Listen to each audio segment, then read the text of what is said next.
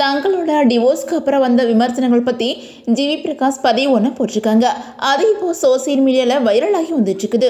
GV Prakash மற்றும் சைந்தவி தம்பதி 2 பேருக்கும் கடந்த 2013ஆம் ஆண்டு திருமணம் நடந்துச்சு. திருமணமாகி 7 ஆண்டுகள் கழிச்சு கடந்த 2020ஆம் ஆண்டு இவங்களுக்கு ஒரு பெண் குழந்தை ஒன்று பிறந்துச்சு. திருமணத்துக்கு முன்னாடியே இவங்க 2 பேரும் 11 வருஷம் காதலிச்சு வந்தாங்க. இப்படி ஒரு நிலையில் திருமணமாகி 12 வருஷம் கழிச்சு இவங்க 2 பேரும் விவாகரத்து வாங்கியிருக்கிறாங்க.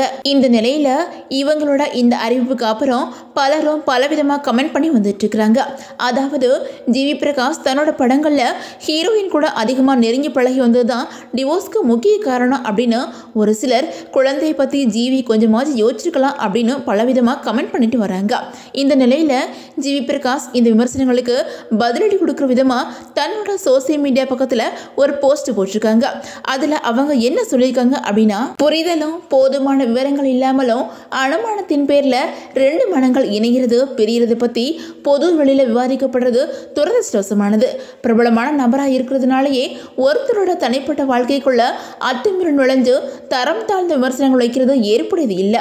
தங்களோட கற்பனைக்கு வார்த்தைகள் மூலம் வடிவம் கொடுத்து சமூக ஊடகங்களை வெளிப்படுத்துறதுனால அது யாரோ ஒருத்தரோட தனிநபரோட வாழ்க்கையை பாதிக்கும் அப்படிங்கிறத உணராத அளவுக்கு தமிழர் மாண்பு குறைஞ்சிருச்சா? 2 பேரும் பரஸ்பரம் ஒத்துக்கிட்டு பிரிஞ்சதோட பின்னணியையும் காரணங்களையும் என்னோட நெருங்கி பழகின நண்பர்கள் உறவினர்கள் எல்லாருக்குமே தெரியும். எல்லாத்தையும் கலந்து ஆலோசிச்சு தான் அதுக்கப்புறம் தான் 2 பேரும் இந்த முடிவை எடுத்துக்கிட்டோம்.